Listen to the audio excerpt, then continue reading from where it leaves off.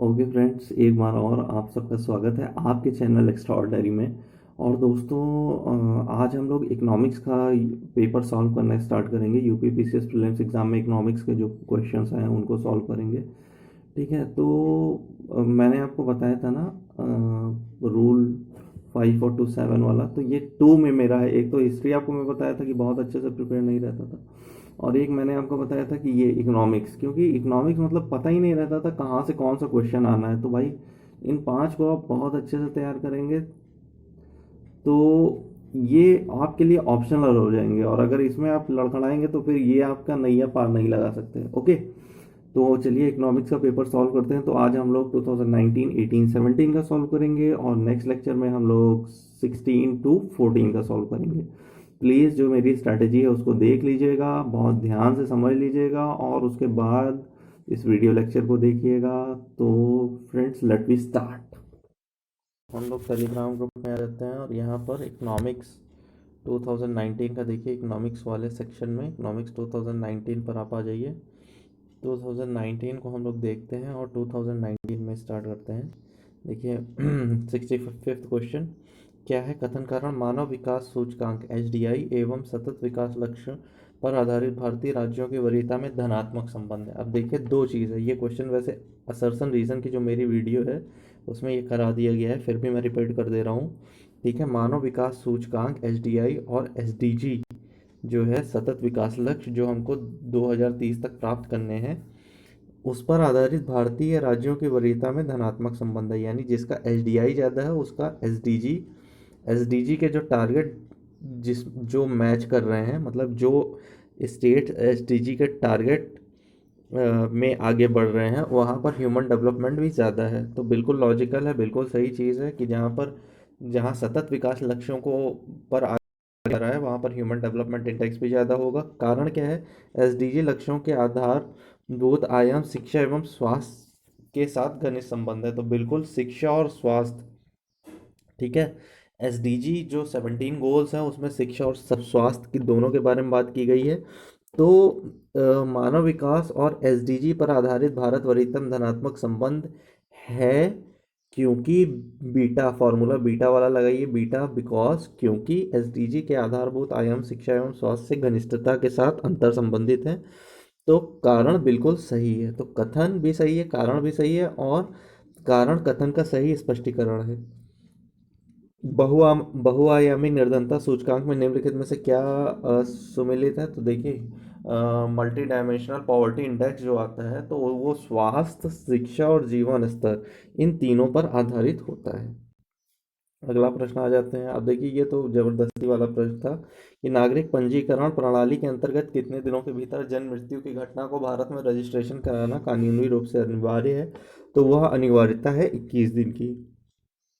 राष्ट्रीय परिवार स्वास्थ्य सर्वेक्षण एनएफएचएस 5 क्या सम्मिलित नहीं है? इसमें देखिए उच्च रक्तचाप भी है, मधुमेह भी है, मृत्यु का पंजीकरण भी है, बस एचआईवी परीक्षण उसमें सम्मिलित नहीं है।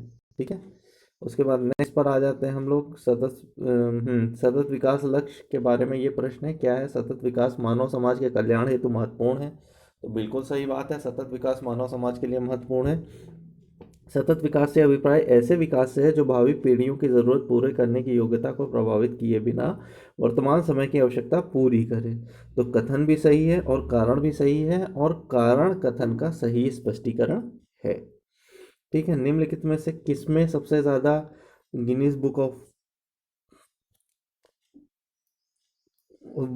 वर्ल्ड रिकॉर्ड द्वारा विश्व के सबसे प्रत्यक्ष लाभ योजना माना गया किस चीज़ को? ठीक है, तो ये जो है हमारा पहल है, ये ध्यान रखिएगा, पहल जो हमारी योजना है उसके माध्यम से Guinness book of world record की सबसे बड़ी प्रत्यक्ष लाभ योजना माना गया। नेक्स्ट है, राष्ट्रीय खाद्य सुरक्षा अधिनियम के अंतर्गत कौन कौन से कथन सही है? तो दोस्तों, NFSA आप एक बार देख लीजिएगा, नेशनल फूड सिक्योरिटी स्कीम जो थी, इसके माध्यम से 67% टोटल पॉपुलेशन, जिसमें 75% ग्रामीण और 50% शहरी जनसंख्या को लिया गया है। महिलाओं और बच्चों के पोषण पर विशेष ध्यान, बिल्कुल ये दोनों सही है। और 18 वर्ष की आयु की सबसे बड़ी महिला परिवार की मुखिया होगी, ये भी बिल्कुल सही आंसर है, तो इसलिए इसके तीनों आंसर सही होंगे, तीनों प्रोविजन एनएफएसए में है। भारत में पट्टेदारी सुधार के उपायों के संदर्भ में कौन सा कदम सही है?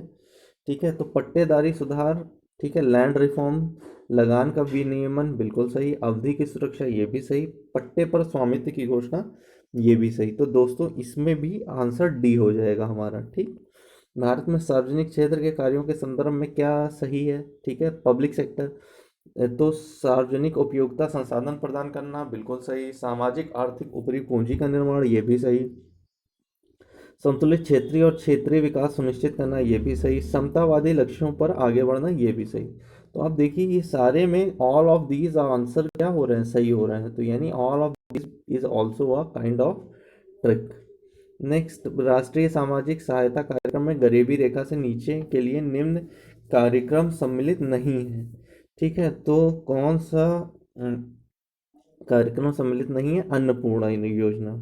ठीक है, और इसके बाद श्याम, ये सब तो हमारा उसमें आ गया। सतत विकास लक्ष्यों का कार्यान्वयन क्रियान्वयन के लिए नोडल एजेंसी क्या है? नीति आयोग है। ओके, उसके बाद क्या है? कारपोरेट सोशल रिस्पॉन्सिबिलिटी, इनमें कौन सा कथन सत्य है? यह 2014 में सीआरआर को अनिवार्य बनाया गया, तो एक्ट कंपनी एक्ट 2013 के माध्यम से इसको किया गया है, अनिवार्य बनाया गया है।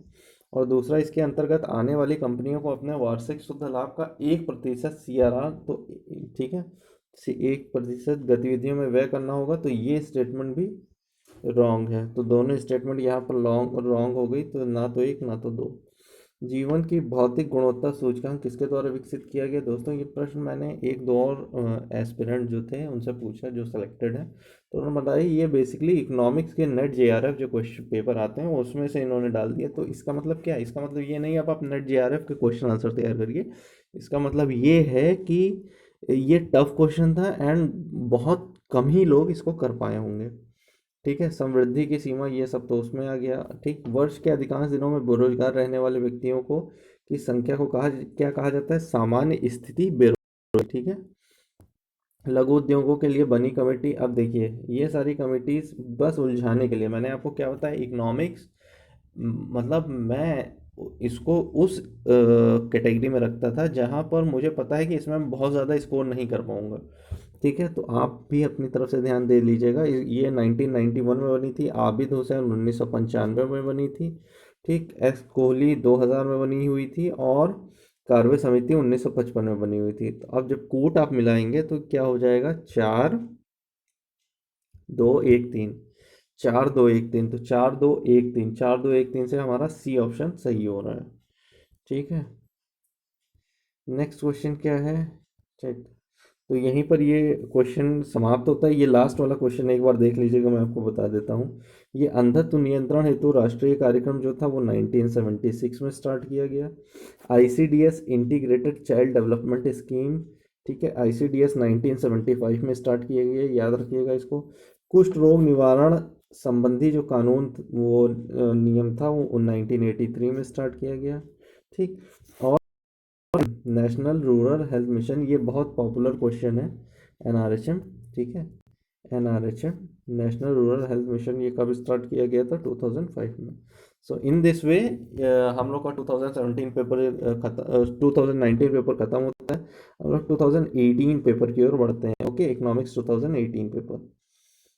ओके, अब देखिए जनसंख्या की प्राकृतिक वृद्धि निम्नलिखित में से किसका परिणाम है? ठीक, तो प्राकृतिक वृद्धि की बात कर रहा है, तो अशोधित जन्म दर और मृत्यु दर, इन दोनों पर प्राकृतिक वृद्धि क्या करती है? बेस्ड होती है। ठीक, मानव विकास सूचकांक किसने विकसित किया? यूनाइटेड नेशन डेवलपमेंट प्रोग्राम के द्वारा। निम्नलिखित में से कौन भारत में ग्रामीण रोजगार का सबसे बड़ा कार्यक्रम है? मनरेगा। लॉरेंज वक्र क्या नापता है? आय की विषमता। निम्नलिखित राज्यों में कौन आर्थिक दृष्टि से सबसे नीचे लेकिन आर्थिक दृष्टि से सबसे ऊपर, लिंगानुपात सबसे नीचे? सबको पता है, हरियाणा। ठीक है, और ये संपोषणी यानी सस्टेनेबल डेवलपमेंट का कॉन्सेप्ट आया 12th में, 12वीं परियोजना में। निम्नलिखित में स्मार्ट सिटी विकास के लिए केंद्र सरकार द्वारा नहीं चुना गया, गाजियाबाद को नहीं चुना गया। Okay, national family health survey, देखिए नेशनल फैमिली हेल्थ सर्वे का क्वेश्चन आया था अभी 2019 में और वही रिपीट हो गया, लेकिन इसमें क्या पूछा है, कुल प्रजनन दर, तो वो कितनी है, 2.2%। भारत में नगरीय क्षेत्रों में बीपीएल परिवारों की पहचान के लिए निम्नलिखित में से कौन सी समिति गठित की गई, हाशिम समिति, याद रखिएगा। देखिए तेंदुलकर, सक्सेना, लकड़ावाला, ये दोनों भी पॉवर्टी से रिलेटेड थी, ठीक है, लेकिन हाशिम समिति बीपीएल परिवारों से रिलेटेड थी। दोस्तों मैं बता रहा हूँ, मतलब आप ढूंढने लगेंगे, you will not get any of the question, मतलब एनी ऑफ द क्वेश्चन के बहुत सारे question you will not get in any book. ठीक, 2011 में उत्तर प्रदेश के निम्नलिखित जनपदों में महिला साक्षरता सबसे कम है, श्रावस्ती। अगला क्या था, 2011 में जनसंख्या की गणना के अनुसार लिंगानुपात सबसे कम है, तो वो था हरियाणा। हरियाणा या Jammu Kashmir, please check it out ना, हरियाणा या जम्मू कश्मीर। देखिए मैं आपको बता चुका हूँ कि पॉपुलेशन से कुल कितने क्वेश्चन आते हैं, लगभग 4 क्वेश्चन आते हैं, ठीक, 4 क्वेश्चन आते हैं। तो इसके लिए आपको कुछ नहीं करना है, इसके लिए क्या आती है, परीक्षा वाणी की जनसंख्या आती है, लिख लीजिएगा, परीक्षा वाणी की 20 या 30 रुपए की आती है परीक्षा वाणी की जनसंख्या। तो इस परीक्षा वाणी की जनसंख्या के माध्यम से आप अपना काम बहुत ईजिली कर सकते हो, ठीक है। 2011 की जनगणना के अनुसार निम्नलिखित राज्यों में से किसकी ग्रामीण जनसंख्या सर्वाधिक है, उत्तर प्रदेश की, ठीक है।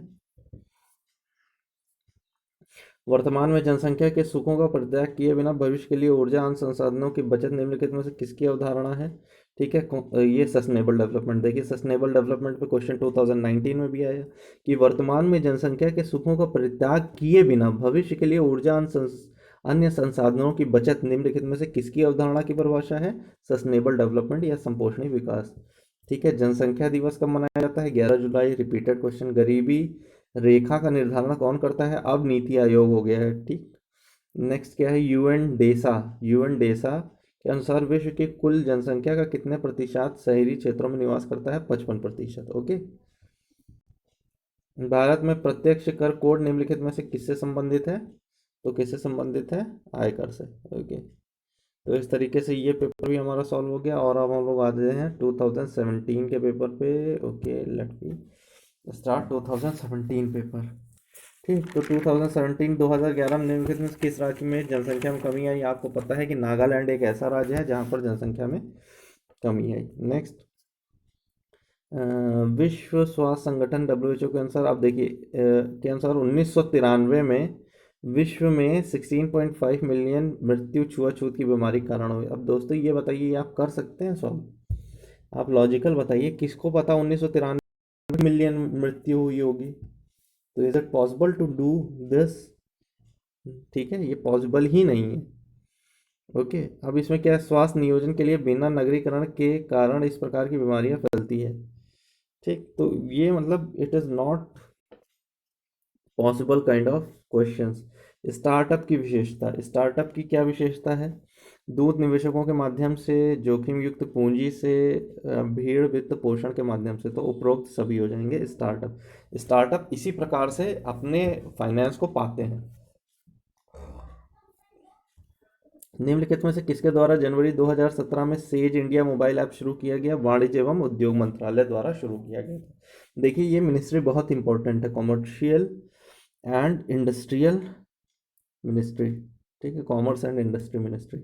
ब्रिक्स देशों द्वारा कौन सा बैंक चीन में स्थापित किया गया था, तो कौन सा था वो, न्यू डेवलपमेंट बैंक। भारत सरकार द्वारा आरंभ की गई निम्नलिखित योजनाओं के समयानुसार व्यवस्थित कीजिए और नीचे दिए कोड से सही उत्तर चुनिए, ठीक है। तो ये सारी स्कीम है, देखिए सुकन्या समृद्धि योजना 22 जनवरी 2015 को आए थे। अटल सुकन्या समृद्धि योजना ये था कि बेसिकली जो जिनके घर में बच्ची पैदा हुई हो उनके लिए एक जो है फिक्स डिपॉजिट टाइप का डाकघर में आप ये खोल सकते थे।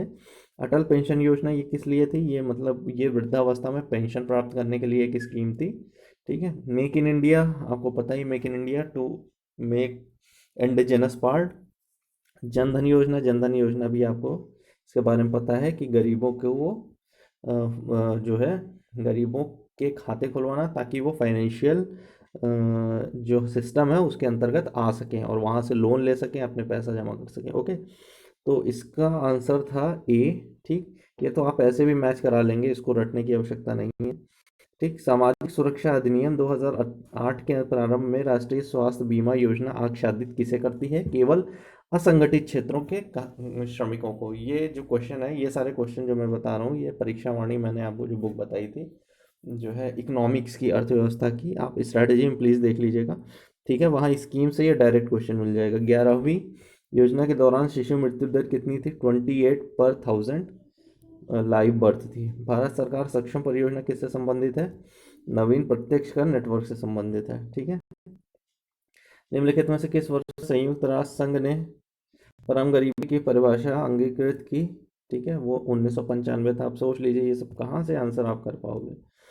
ग्लोबल जेंडर गैप इंडेक्स, ये तो आपका करंट का हो गया क्वेश्चन कि इनमें से कौन सा ऐसा पैरामीटर है जो प्रयुक्त नहीं है। ठीक, स्वास्थ्य भी प्रयुक्त है, आर्थिक स्थिति भी प्रयुक्त है, शिक्षा भी प्रयुक्त है, आराम प्रयुक्त नहीं है, तो आराम आंसर हो जाएगा। भारत सरकार द्वारा स्वदेश दर्शन योजना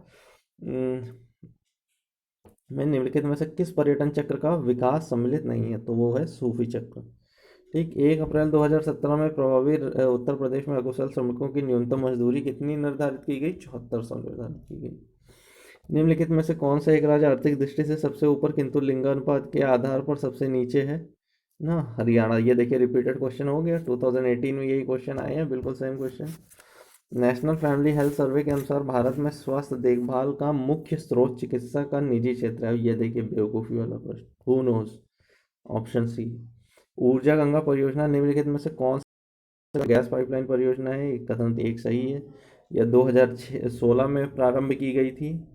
ठीक है, तो ये भी सही है ना। यह ईरान से भारत तक फैली है, ये गलत है। ठीक है, ये ऊर्जा गंगा अफगानिस्तान से स्टार्टेड है। ओके। आर्थिक सर्वेक्षण अब 2015-16 उस समय क्योंकि था, 17 में पेपर हुआ था ना, तो 15-16 में किसे चक्रव्यूह चुनौती माना गया था? तो इसे माना गया था चक्रव्यूह चुनौती कि भारतीय अर्थव्यवस्था का समाजवाद से निर्गमन रहित सीमित बाजारवाद की ओर जाना। निम्न योजनाओं को फिर देखिए काल क्रमानुसार इनको लगी है। प्रधानमंत्री जन धन योजना, जेंडर एटलस, सुरक्षा बीमा, मुद्रा।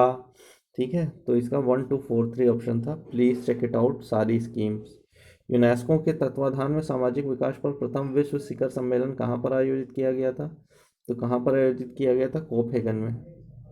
निम्नलिखित में से समन्वित बाल विकास सेवा आईसीडीएस योजना के अंतर्गत कौन सी सेवा प्रदान नहीं हो की जाती है? बच्चों को निःशुल्क पुस्तक एवं विद्यालय पोशाक का वितरण। ठीक है, ये प्रदान नहीं की जाती है।